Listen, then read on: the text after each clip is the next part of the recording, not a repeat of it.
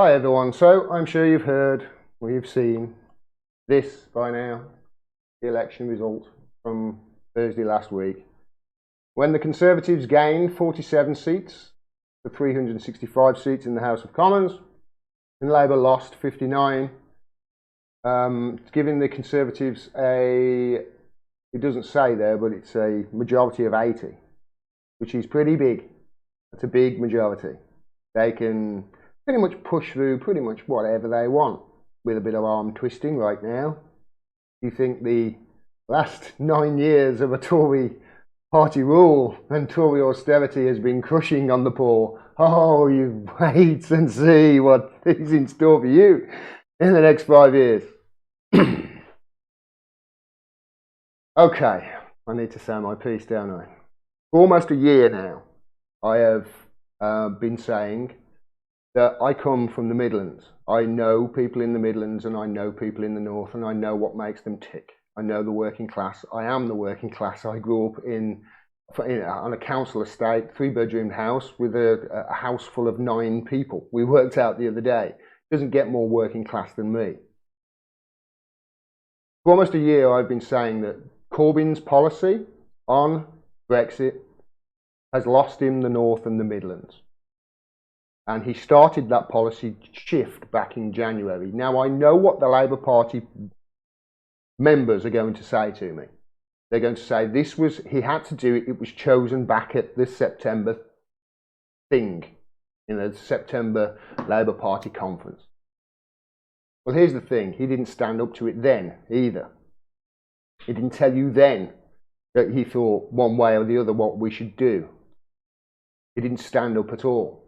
And I've been saying his indecision and his indecisiveness on this and his refusal to say one way or the other, and now, this year, his U-turn and actually pushing for a second referendum or no Brexit at all, he's going to lose in the North and the Midlands. I took a lot of heat for criticising Jeremy Corbyn. I lost patrons as a result. But I did it because it was the truth. It was the truth, and it needed to be said. He was losing the North and the Midlands, and I could see him from a position of great strength at the turn of the year, losing that bit by bit by bit to the point where it's eroded to that this last week. I want to show you something just to prove my point. Many people know I come from Wolverhampton, and I live in one of those areas in the Midlands and North that voted for Brexit 2-1 to leave. And the reason they voted 2-1 to leave Brexit was not because they're thickos, was not because, our working class are stupid and they want Brexit. No. Let me explain to you something. I come from Wolverhampton. I come from the Black Country. We were the manufacturing heart of the country. We had tool shops, and we had engineering firms, and we had wholesalers. I remember growing up, when I was from the age of 18 to 30, I worked at wholesalers selling building supplies and flanges and pipe. I worked in the oil and gas industry. Yes, I did, selling products to that industry. That was I had 2 businesses with my own in it. Failed miserably because I'm useless at business. Those jobs, they've all gone away. In my time on this planet, I've watched them all go. And it's the same all across the Black Country. It's the same in the North as well. We have been saying for decades, the working class have. The M25, the motorway around London, just fill it with water, turn it into a moat, draw the drawbridge up, and create, your own little country, London, and we'll just have the rest of it, shall we? Because you don't care about anything outside of it, seemingly. If you go to the North, these industries have gone now. All those jobs have gone to China, or they've gone to robotics or whatever, and they haven't gone to immigrants. Immigrants didn't steal your job, as Jimmy Dore will point out to you. They didn't steal your job. A capitalist took your job and gave it to an immigrant because he knew he can make him work for far less and far longer, and inflict on his workers' rights far more than he can you. Why? Because he's in a much more desperate situation. That's what they capitalise on. That is capitalism. It's how it works. The person who screws the person the most, who makes the most money, he's the one who gets the most capital to get ahead.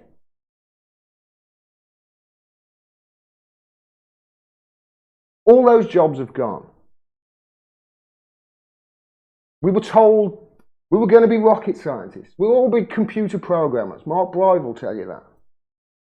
Well, here's my constituency. It's been Tory once in my lifetime for a nanosecond. And look at this swing from Tory to Labour. In the last election, you can see it just at my eye level here. Let me take my video away, my screen away. You can see it. You can see there at the bottom, Emma Reynolds at the 2017 election had a majority of 5,000. And there at the top, she lost by 4,000. That's a swing of 9,000 votes. That's a huge, massive swing. So yes, to answer Jimmy Dore earlier, it was because of Brexit. They threw them overboard. The working class then didn't vote for Brexit because they were stupid. They voted because they saw, you know what? All their jobs going, none coming, and seemingly their future's getting flushed down the drain. And these people are hurting, and they're real people like you and me with families and futures and feelings. And they're hurting, and they have been for a long time. And it got to the point where they will vote for anything just to say screw you to the establishment, and because what they want, it seems, they weren't going to get. And even though Boris Johnson has offered it them, which I'll get to in a bit, he's not going to give it them. Not now he's got an 80 majority. He's going to push through the watery stuff, watery Brexit, in the slightest of hand deal he possibly can in a Theresa May-like way, and he'll get it done, and there'll be cheers, and we'll get Brexit, but it won't be Brexit. He'll give you what Theresa May gave you. But that doesn't mean that those people are stupid. Don't vote a shame. You know, get Brexit done worked. Because of a propaganda campaign especially. But as you can see there, that's why. Brexit, that's really why. We voted 2-1 to leave. Emma Reynolds, my MP, by the way, who lost. And by the way, Jane Stevenson, you'll be getting letters from me in the new year asking you about Julian Assange. But Emma Reynolds, you know what she's been doing for the last 2 years? Campaigning for a second referendum in a constituency that voted leave 2-1. And she's also, I believe, had 1 kid. She might have had 2 in that time. And also campaigned, and successfully campaigned, to get speed cameras on the A454, which is outside her constituency office. That's Labour, people. And that's one of the people that lost. Some good ones lost as well. Although they're not many. Although some consider the best. But yeah. Corbyn lost because of Brexit. But it wasn't just Brexit that lost him. He broken his manifesto pledge, of course, by turning around and supporting another referendum. He broke his manifesto pledge in 2017, so he lost trust. You could say, hey, his manifesto was wonderful in 2019. Well, I will say, well, he broke his 2017 manifesto without actually being in power. So why should we believe his 2019 one? You know? And of course, his silence on Julian Assange was deafening. He said more about Owen Jones getting a bit of a graze on his back than he did about Julian Assange getting tortured in Belmarsh prison. And then there was Jeremy Corbyn's absolute weakness with the anti-Semitism smear. I heard Carl Kalinske just today saying the same thing that I've been saying all over when he was analysing the Labour loss. You hit an anti-Semitism smear head on. And Jeremy Corbyn's treatment of Chris Williamson was horrific. Like I say, I was one of his biggest supporters. But the thing I loved the most about Jeremy Corbyn was he was a politician who led with his values. And he was a politician that did what was... He led with his values. It sounds like Tom Perez. But he was a politician who... He did what was morally right and not was politically correct. And for the last year, he's been doing the politically... It's like he's been taking the path of least resistance. It wasn't good. So yeah, that's why Jeremy Corbyn lost. Now, as for why Bojo won, he gave people a choice. He said he was going to give people what they want, which is Brexit, and that's why they voted for him. Now, personally, I have no confidence whatsoever he would give them what they want. I think now he's got the majority, he will give them Theresa May's deal or something similar, which is basically his working agreement, which isn't a deal, by the way. It's a working agreement. But he's come out today and said that he won't have an extension either. It's all smoke and mirrors. You're not going to get Brexit, and when you do, it won't be Brexit. But a propaganda campaign on Corbyn, you know, that didn't help him. And obviously, Boris Johnson's absolute flat refusal to just get interviewed. It was so similar to the 2016 election, you know, with Hillary Clinton. She wouldn't campaign because whenever she campaigned, her vote went down. It was the same with Corbyn. He didn't want to get interviewed. He refused interviews on the BBC with Andrew Neil, rather. Andrew Neil, the current editor of The Spectator, and Boris Johnson, the ex-editor of The Spectator.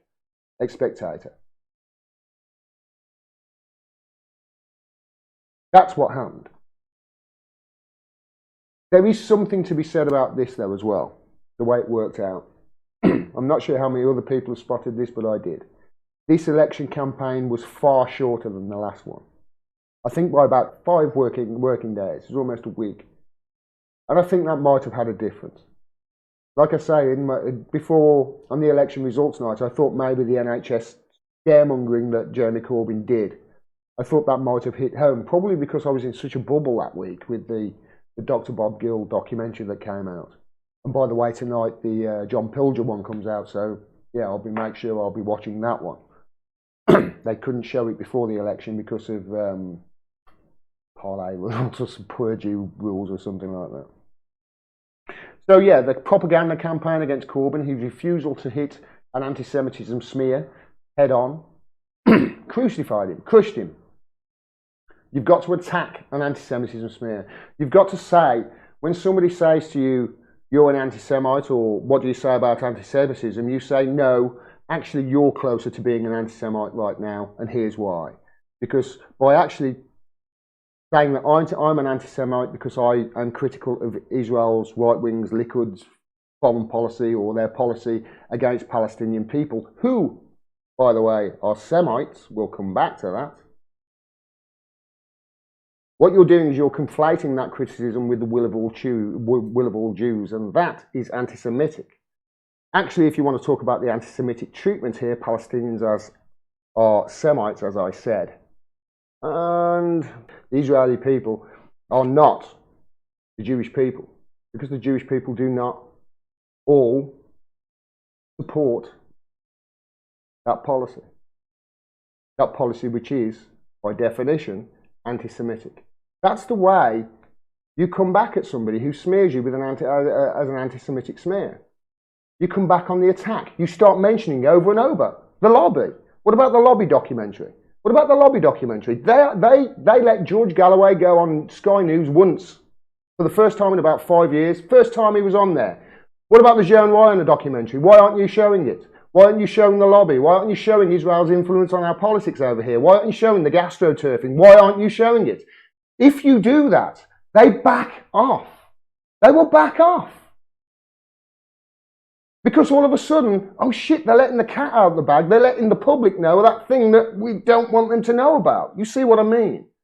This is the way you attack an anti-Semitic smear, anti-Semitism smear. You attack it, and that's what it is. They were trying to say that a lifelong anti-racist was racist. Some constituencies in that election, Blythe Valley being one of them, went Tory for the first time ever. 1950, that constituency's been around. I think it was 50, 1950.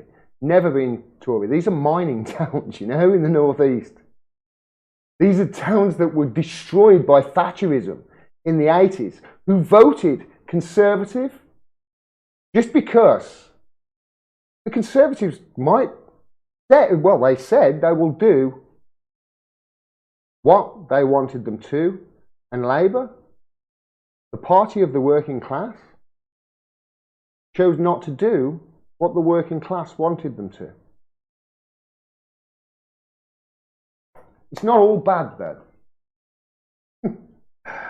It's not all bad, though. Okay? Because I want to show you something. It's a bit depressing, isn't it?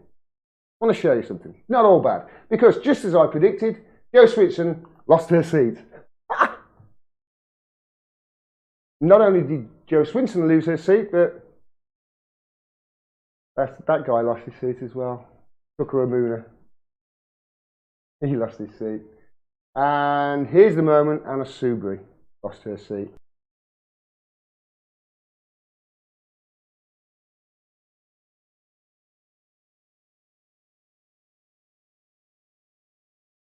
Jeremy Corbyn, by the way, he said he's sorry for the election result. He's sorry for the people that lost their seats, for the Labour MPs that lost their seats. You know what I'm sorry for? What I'm sorry for most of all? The Blairites that kept theirs.